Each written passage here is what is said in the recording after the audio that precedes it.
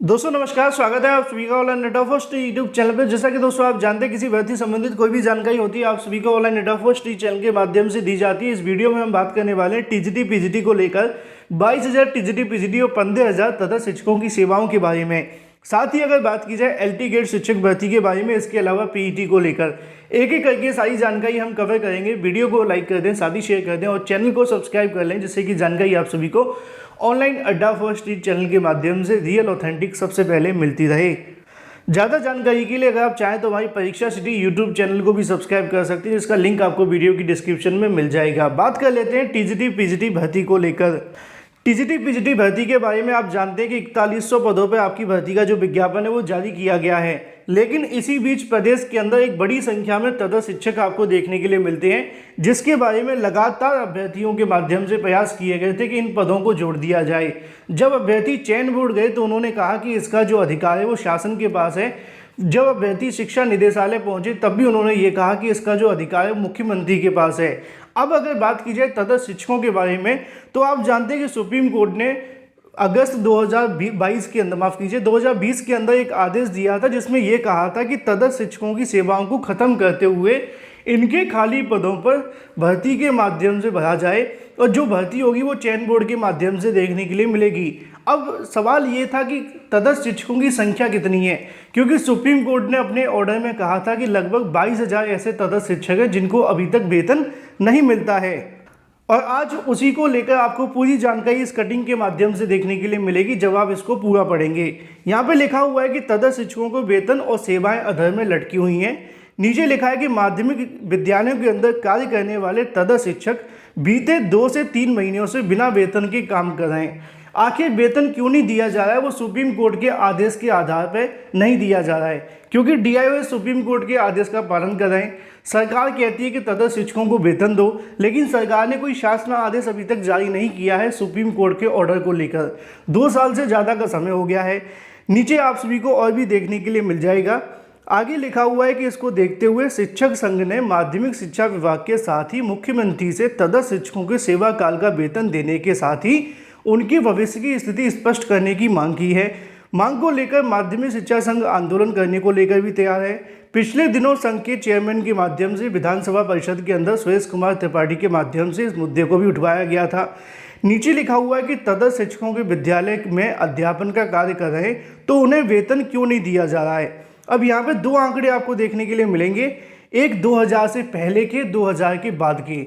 हमारे जो पद हैं वो 2000 के बाद के हैं। लिखा हुआ है कि 2000 से जो पहले के करीब 800 तदर्थ शिक्षक हैं जिनके वेतन का भुगतान को लेकर अक्सर अड़ंगा लगता था। अब उनको जो वेतन है मिलने लगा है।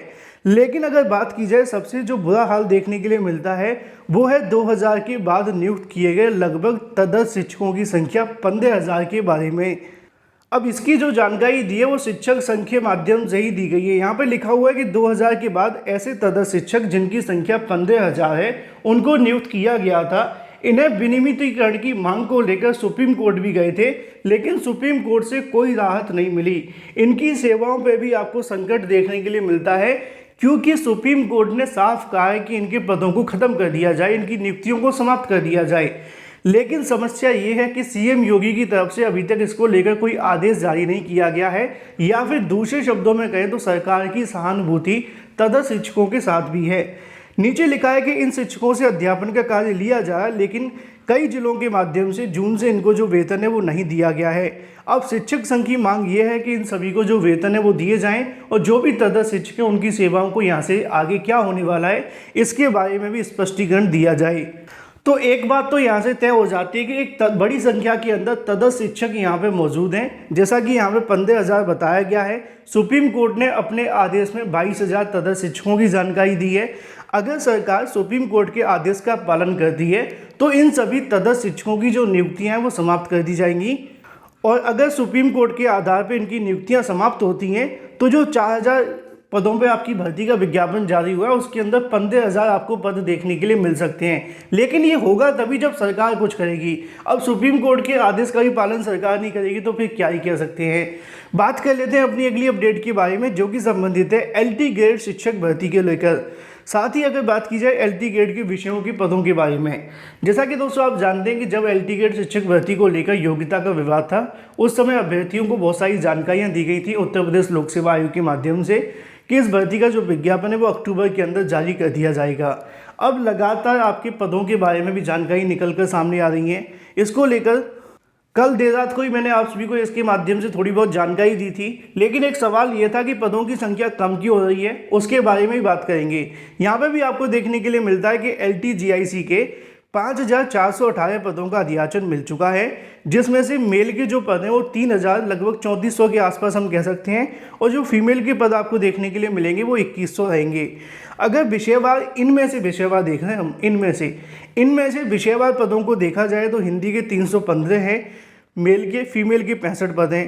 सेम अगर बात की जाए SST के अंदर, वहाँ पे भी 360 के समथिंग है, और अगर बात की सामाजिक विज्ञान महिलाओं के अंदर तो वहाँ पे लगभग 50 के समथिंग पद हैं। अब सवाल आपके मन में होगा कि हाल ही में LT ग्रेड को लेकर बताया गया था कि 12,000 पदों पर भर्ती देखने के लिए मिलेगी, जिसके अंदर 5,000 पद आपके होंगे GIC प्रवक्ता के, है ना, और दूसरे जो पद आप सभी को देखने के लिए मिलेंगे वो 7,000 के समथिंग होंगे, जो कि LT ग्रेड के होंगे। तो इसमें कोई दो राय नहीं है कि LT ग्रेड के पदों की संख्या 7,000 से ज़्यादा भी हो सकती है। उसकी वजह ये है कि जो पुरानी भर्ती LT ग्रेड की निकाली गई थी, उसमें बहुत सारे ऐसे विषय थे जिनके पद ही खाली चले गए थे, और उनकी संख्या बहुत ज़्यादा है। एग्जाम्पल के तौर पे आपको बताना चाहूँ तो बायोलॉजी, बड़ी संख्या के अंदर पद खाली रह गए थे। कंप्यूटर, इसमें ही बहुत बड़ी संख्या में पद खाली रह गए थे, और जब नई भर्ती का विज्ञापन जारी होगा तो इन सभी पदों को जोड़कर जारी किया जाएगा। इसके अलावा अगर बात की जाए बायोलॉजी के बाद में साइंस के अंदर भी देखने के लिए मिले थे, इसके अलावा कुछ मैथ्स के अंदर भी पद खाली रह गए थे। तो ये कुछ ऐसे विषय थे जहाँ पे पदों की संख्या बहुत ज़्यादा खाली रह गई थी। अगर खाली नहीं रही थी तो वो आपको देखने के लिए मिली थी हिंदी के अंदर, है ना, SST के अंदर। जो ऐसे विषय हैं जो कि आम देखने के लिए मिलते हैं, उसमें बहुत कम संख्या के अंदर पद खाली रह गए थे, या फिर एक भी पद खाली नहीं रहा था। इसी वजह से हिंदी और इंग्लिश इनके अंदर जो पदों की संख्या वो थोड़ी सी आपको कम देखने के लिए मिलती है। उसकी वजह ये है कि पुरानी भर्ती में कोई पद खाली नहीं रह गया था, लेकिन जो पुरानी भर्ती में पद खाली रह गए थे, जब उनको जोड़ा जाएगा तो ये 3-4 विषय आपको ऐसे देखने के लिए मिलेंगे जिसमें हाईएस्ट आपको पद देखने के लिए मिलने वाले हैं। और अगर सब कुछ ठीक रहा तो LT ग्रेड शिक्षक भर्ती का विज्ञापन अक्टूबर के लास्ट तक आप सभी को देखने के लिए मिल जाएगा। जल्द इसके बारे में अभ्यर्थियों के माध्यम से एक धरना प्रदर्शन भी देखने के लिए मिलेगा। बात कर लेते हैं अपनी अगली अपडेट के बारे में, जो कि संबंधित है शिक्षक भर्ती के लिए आवेदन को लेकर, जहां पे लिखा हुआ है 10 अक्टूबर तक आपको देखने के लिए मिलते हैं। यहाँ पे जो बात की जाए वो आपको देखने के लिए मिलता है ईश्वर शरण PG कॉलेज के अंदर 6 विषयों की शिक्षक भर्ती प्रक्रिया शुरू कर दी गई है। आवेदन की जो अंतिम तारीख है वो 10 अक्टूबर है, जिसके अंदर वाणिज्य, हिंदी, मध्यकालीन आधुनिक इतिहास विभाग, इसके अलावा राजनीतिक विज्ञान, दर्शन शास्त्र एवं संस्कृत विभाग के अंदर असिस्टेंट प्रोफेसर के एक पद के लिए भर्ती देखने के लिए मिलेगी। लिखा हुआ है कि यहाँ पे जो आपको पद देखने के लिए मिलते हैं अलग अलग जो वर्गों के अंदर देखने के लिए मिलेंगे। आवेदन की लास्ट तारीख 10 अक्टूबर है। बात कर लेते हैं PET परीक्षा केंद्रों के बारे में। लगातार अभ्यर्थियों के माध्यम से PET परीक्षा केंद्रों में बदलाव करने की मांग की जा रही है। उसी क्रम में PET के अंदर 3 बदलाव को लेकर अभ्यर्थियों के माध्यम से CM योगी को लेटर भेजा गया है, और ये कौन कौन सी 3 मांगे वो आपको यहाँ से देखने के लिए मिल जाएगा। नए शिक्षकों की तैनाती के साथ ही माफ़ कीजिए, यहाँ पे देखने के लिए मिलेगा PET को लेकर, छात्राओं को लेकर बात की जाए तो उनके जो परीक्षा केंद्रों की दूरी है वो 200 किलोमीटर भेज दिए गए हैं, जिसको लेकर लगातार अभ्यर्थी नाराजगी जताई है। लिखा हुआ है कि प्रारंभिक पात्रता परीक्षा में विद्यार्थियों खासकर छात्राओं का सेंटर काफ़ी दूर भेजे जाने को लेकर स्टूडेंट फेडरेशन ऑफ इंडिया के माध्यम से राज्य कमेटी ने नाराजगी जताई है। इसको लेकर उनके पदाधिकारियों ने कहा है कि उत्तर प्रदेश अधीनस्थ सेवा चयन आयोग 15 अक्टूबर को होने वाली प्रारंभिक पात्रता परीक्षा में अभ्यर्थियों को परीक्षा केंद्र उनके जिलों में न देकर 100 से 200 किलोमीटर की दूरी पर भेज दिया गया है। इससे उनको काफ़ी परेशानी उठानी पड़ेगी। PET में लगभग 30 लाख अभ्यर्थी शामिल होने वाले हैं। CM योगी को उन्होंने एक ज्ञापन भी भेजा है जिसमें लिखा हुआ है कि यहाँ पे जो कहीं ना कहीं कुछ मांगे उनकी मान ली जाएं। सरकार से मांग की गई कि छात्राओं को परीक्षा केंद्र उनके गृह जनपद में ही किया जाए, वहीं परीक्षा के एक दिन पहले और उसके एक दिन बाद तक अतिरिक्त बसें चलाई जाए और प्रवेश पत्र के आधार पर वाहनों में अभ्यर्थियों को निःशुल्क किराए के आधार पर यात्रा दी जाए। अब इसको लेकर सरकार क्या करेगी ये सरकार पर डिपेंड करेगा, लेकिन परीक्षा केंद्रों में बदलाव की मांग की जा रही है। साथ ही अगर बदलाव को लेकर नहीं करते हैं तो कुछ यहाँ से ऐसी राहत दे दी जाए छात्रों को जिससे कि आवागमन के अंदर उनको थोड़ी सुख सुविधाएं देखने के लिए मिलें। अब सरकार पर डिपेंड करता है सरकार अपने फ़ायदे के लिए करती है कि नहीं। वीडियो को लाइक कर दें, साथ ही शेयर कर दें।